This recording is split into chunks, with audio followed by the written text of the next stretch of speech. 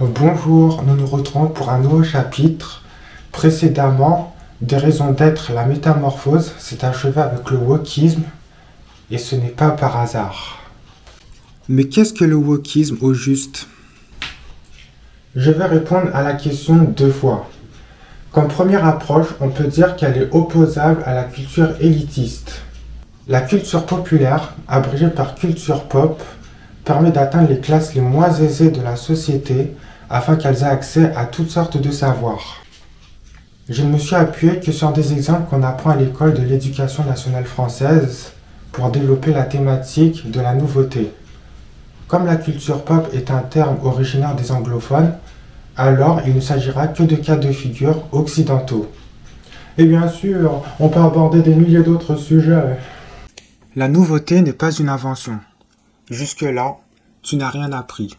Mais c'est utile de mettre cette nuance en évidence. Il y a trois façons de se réinventer. D'abord, la fiction.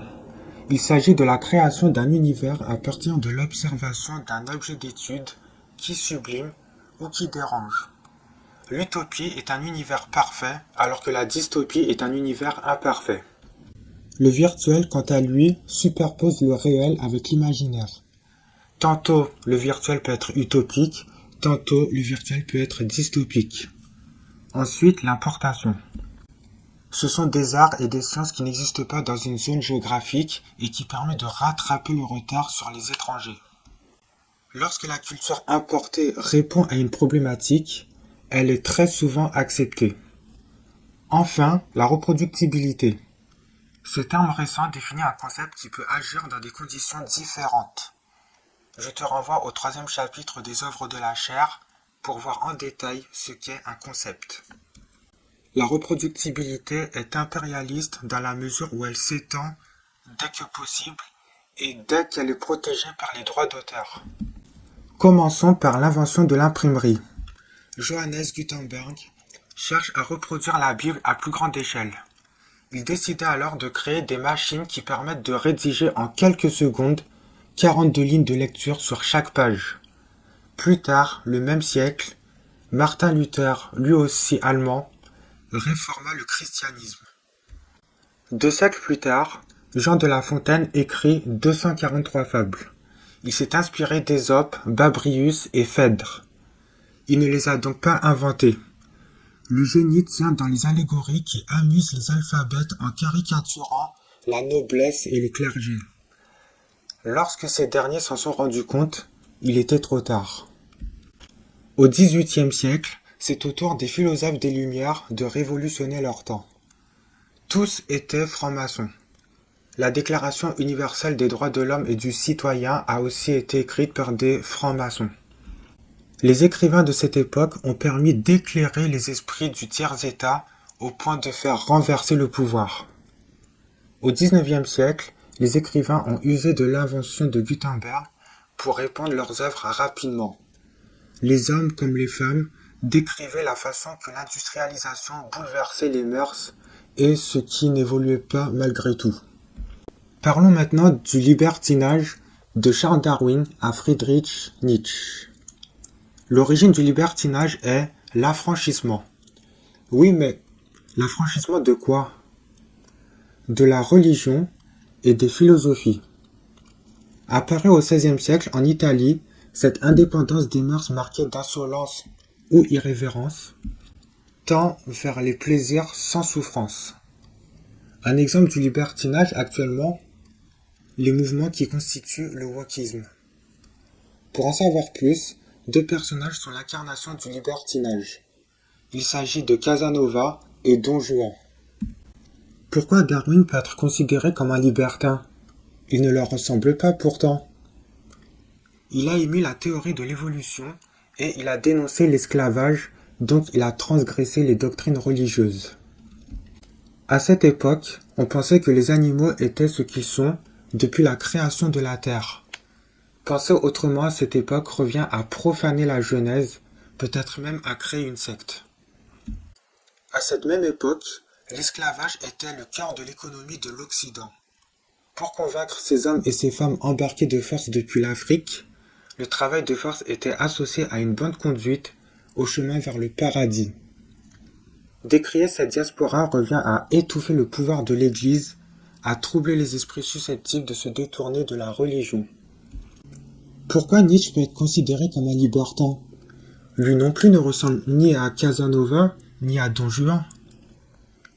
Il a formulé une phrase qu'il a inscrite dans l'histoire de l'humanité: « Dieu est mort ».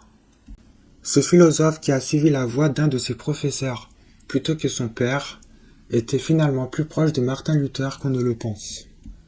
Cette phrase est à la fois simple et complexe. En réalité, il ne croit pas que le créateur de l'univers n'existe plus.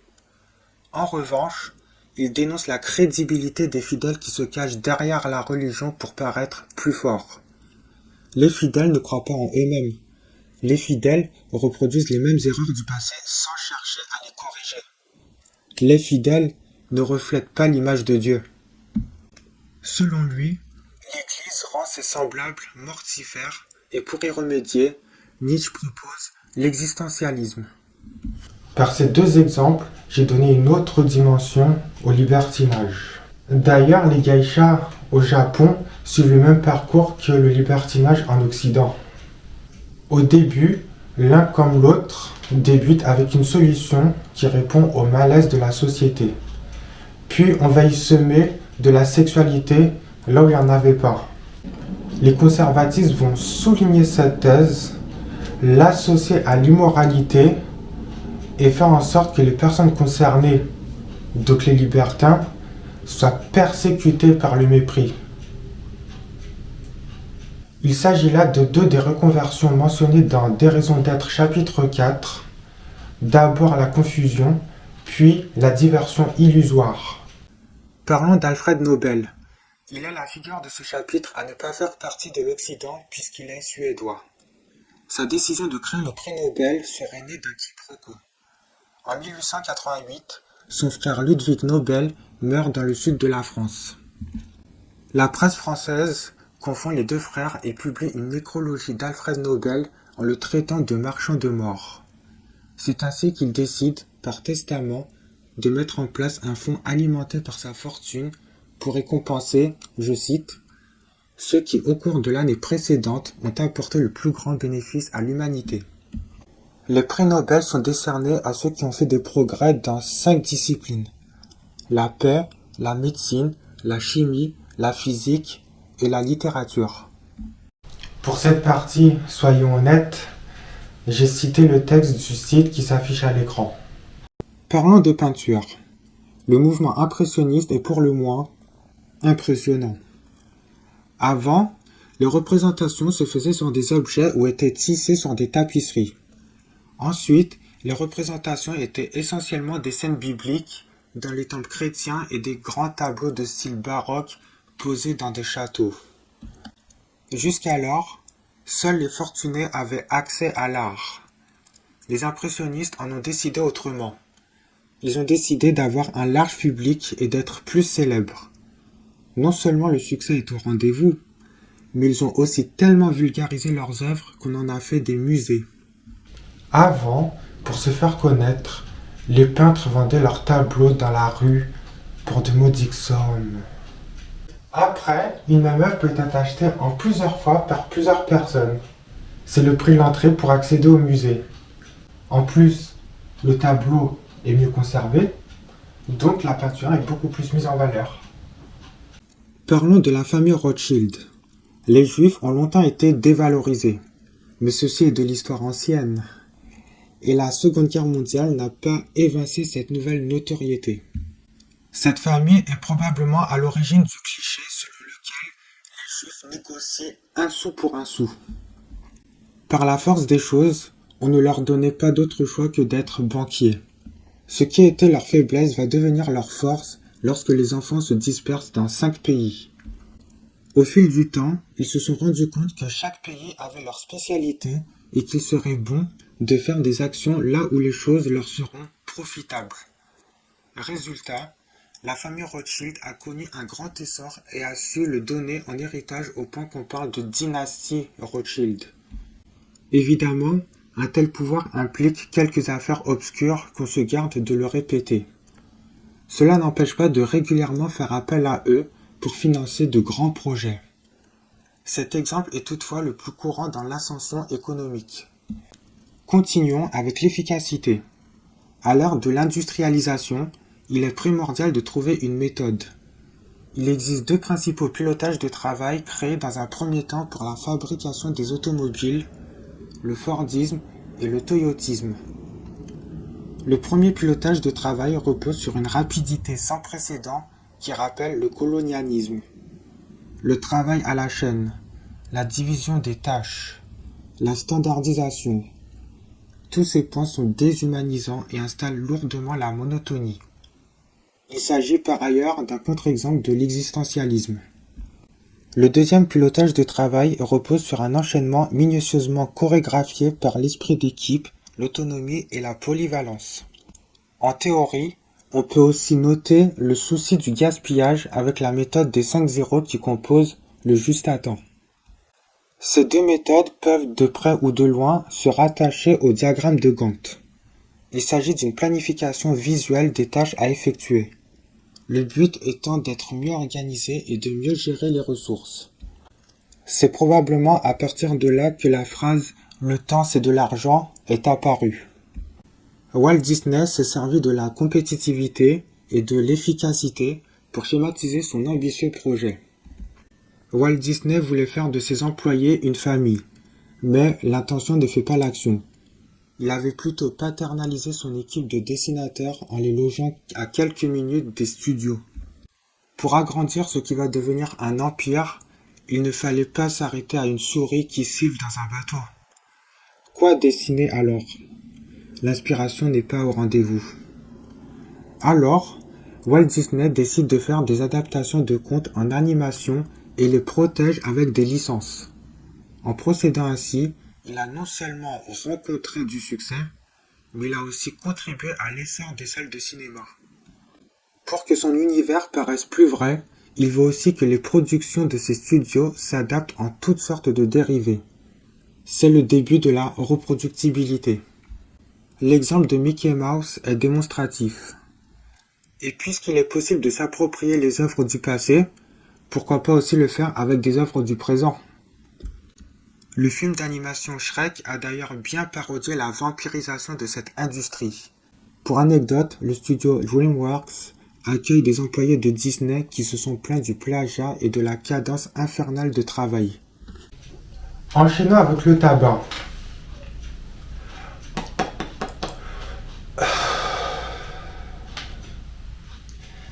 Bon, je ne fume pas, et j'aimerais que le tabagisme cesse. Seulement, les producteurs de tabac rusent tellement d'ingéniosité pour continuer leur commerce qu'ils en sont même inspirants. Et c'est pourquoi je vais en parler. Au début du XXe siècle, un jeune graphiste au nom de Lucien Bernard gagne un concours. La différence entre les affiches d'avant et la sienne est le volume d'informations. Le minimalisme est adopté et fait fureur. Pourquoi raconter une histoire qui n'intéresse personne alors qu'on peut se contenter de l'essentiel ? Les producteurs de tabac ne s'arrêtent pas là. À une époque où le tabac se vendait moins, Edward Bernays eut l'idée d'associer les cigarettes avec la liberté. Femmes, si vous fumez, vous aurez les mêmes droits que les hommes parce que vous vous comporterez comme des hommes. Et le coup marketing fonctionne. Ce n'est pas étonnant à l'époque où le féminisme monte en puissance. La vérité est que la consommation de tabac n'apporte pas de liberté, mais enrichit ces hommes qui ont vendu du rêve. Dernier exemple qui n'est pas très joyeux, l'autocratie. On arrive à ce modèle gouvernemental lorsque la situation d'une nation est alarmante. Les dernières générations subissent ce que leurs prédécesseurs ont commis. D'ailleurs, à ce propos, Antoine de Saint-Exupéry a déclaré « Nous n'héritons pas la terre de nos ancêtres, nous l'empruntons à nos enfants. » La culture pop, plus humaine, en théorie, est censée remédier à ce problème. Mais quand plus rien ne va, l'être humain s'autodétruit. Nous avons ici 4 dictateurs qui étaient autant aimés que détestés. Cela s'explique du fait qu'ils ont autant apporté une certaine grandeur que dévaster leur pays. Tout est allé trop vite. Leur influence a cependant traversé les frontières. Tous les dictateurs n'hésitent pas à tuer les opposants parce qu'ils sont considérés comme des rebelles qui trahissent la nation. Parfois, la barbarie industrielle atteint des innocents qui ont pourtant obéi à la propagande. Parfois, l'autocratie s'exprime au travers des dynasties. Toute dynastie cherche à protéger sa famille ou ses semblables de la menace extérieure. C'est d'autant plus vrai pour la Corée du Nord qui ne cesse de se défendre contre l'influence et les interventions américaines qui ont participé à la division du pays. Parfois encore, l'autocratie est dirigée par des révolutionnaires. Plus pacifique que le modèle nord-coréen, le modèle cubain cherche néanmoins aussi à protéger son peuple de l'invasion. La prise de pouvoir de Che Guevara et de Fidel Castro, bien que quelquefois controversée, demeure un héritage. Ces dirigeants en sont même devenus des icônes de la culture pop. Comme tout autre moyen de communication, un message est toujours véhiculé de la même façon. L'autocratie n'aurait jamais existé sans la communication sans fil, un système de transmission de messages instantané et redoutable. L'émetteur est comme présent simultanément dans une infinité d'endroits. Parmi les nouveautés, on aurait pu citer les rumeurs autour des naufragés du Titanic qui, d'une certaine façon, sont devenus les réseaux sociaux et les télécrochets d'aujourd'hui. On aurait pu citer tout un tas d'autres exemples, mais tu as compris l'idée. Donc nous allons nous arrêter avec les nouveautés et nous allons aborder le sujet des hiérarchies. Les hiérarchies permettent d'être mieux compris puisque, globalement, nous recevons les mêmes informations. Nous avons vu au travers l'histoire toutes les formes de hiérarchie, qu'elles soient verticales ou horizontales. La culture pop est construite horizontalement parce que c'est le peuple qui s'octroie un pouvoir et une liberté. Quels avantages peuvent-ils y avoir à ce type de hiérarchie? La motivation, la flexibilité, la bienveillance, l'autonomie et la communication bidirectionnelle. Quelles limites peuvent-ils y avoir à ce type de hiérarchie? Les messages confus, le manque de participation, le manque de formation et le risque d'anarchie. Pour éviter toute forme d'anarchie, le conditionnement peut être la solution. Il en existe 4 formes, globalement, que je t'invite à explorer en détail. Mais la démocratie, à son paroxysme, n'est-elle pas une oligarchie déguisée? Car oui, pour établir des règles, il arrive un moment où on ne peut pas prendre en compte tous les avis. Pour évoluer, on ne peut pas attendre que tout le monde soit prêt. Alors, à son paroxysme, la culture pop exclut tous ceux qui ne répondent pas aux valeurs morales. Dans les cas extrêmes, l'éthique subit une déchéance. En termes de hiérarchie, voilà 2 icônes de la culture pop. Elles sont influentes par leur façon d'être. À gauche, ironie du sort, nous avons une reine. Cela est possible parce que le Royaume-Uni est une monarchie constitutionnelle. À droite, une actrice qui a su faire fantasmer toute une génération. Elle a pu, malgré elle, former une communauté autour de son image. Le cliché de la blonde idiote vient du fait qu'on ait tenté de dégrader l'image de Marilyn Monroe, une femme surprenante par son intelligence. Je repose la question. Qu'est-ce que la culture pop? C'est l'Empire romain de l'époque contemporaine. C'est le développement de la critique du peuple sur la politique qui la gouverne. C'est le recyclage et le classement des travaux accomplis sous les conditions d'une personne morale. C'est une industrie conventionnelle et controversée au cœur du capitalisme. C'est une mise en évidence extrapolée de la perfection et de la catastrophe. Si on devait schématiser la culture pop, voilà à quoi cela ressemble. Il faut aussi s'imaginer qu'au-delà de cette boucle-là, il peut y avoir des boucles gigantesques qui accumulent celles du schéma. La culture pop s'intéresse d'abord aux questions quoi, où et quand, avant de créer des relations. Ces relations tissent une affinité qui n'a pas de semblable. Le libre-échange, en revanche, cherche d'abord à pérenniser et à valoriser. Ensuite, on s'intéresse à la cible. Enfin, on s'interroge sur le moment et l'endroit de la vente.